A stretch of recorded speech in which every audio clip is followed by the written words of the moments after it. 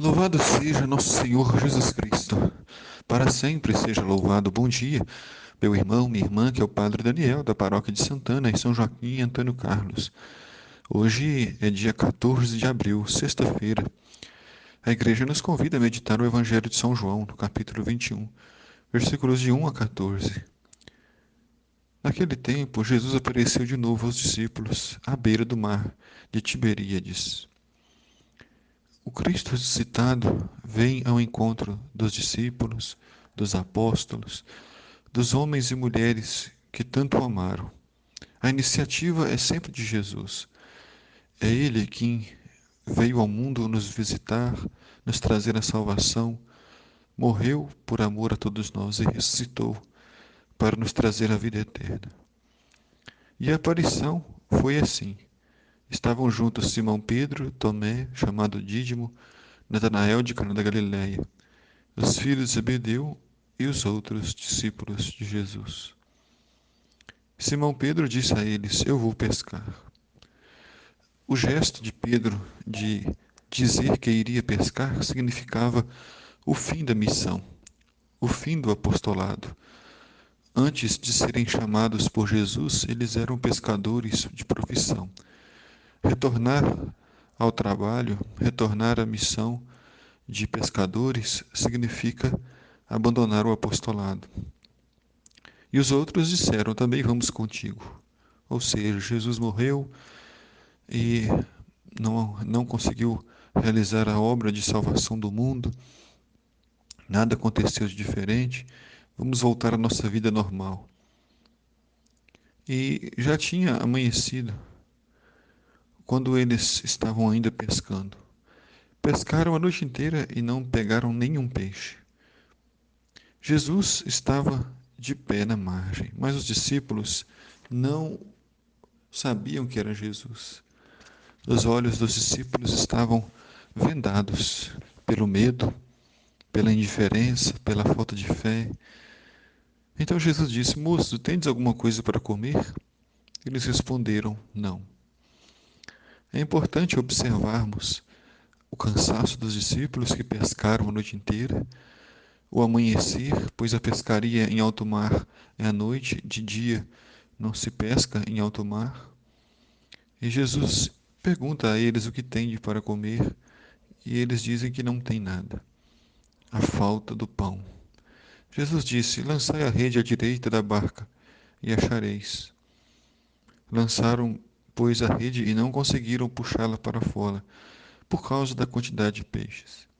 Então o discípulo a quem Jesus amava disse a Pedro: É o Senhor. Simão Pedro, ouvindo dizer que era o Senhor, vestiu sua roupa, pois estava nu, e atirou-se ao mar. Como eles reconheceram que era o Senhor? Pelo gesto da pesca milagrosa, pois este evento já havia acontecido outras vezes, conforme os evangelhos registram para nós. Uma pescaria impossível aconteceu. Jesus deu uma ordem e eles lançaram as redes e apanharam tamanha quantidade de peixes. No gesto se reconhece o Cristo. Assim também na vida da gente. Nos acontecimentos, Deus escreve sua história na nossa vida. Na nossa vida diária, nas nossas pequenas conquistas, vamos percebendo a misericórdia de Deus, que vem ao encontro de todos nós. Os discípulos vieram com a barca, arrastando a rede com os peixes. Na verdade, não estavam longe da terra, mas somente cerca de 100 metros. Logo que pisaram na terra, viram brasas acesas com peixes em cima e pão. Jesus disse: Trazei alguns dos peixes que apanhastes. Mesmo Cristo Jesus ressuscitado, tendo todo o poder e glória, ele conta com o gesto da pescaria, com aquilo que eles pescaram. Contam com o trabalho deles para saciar a fome.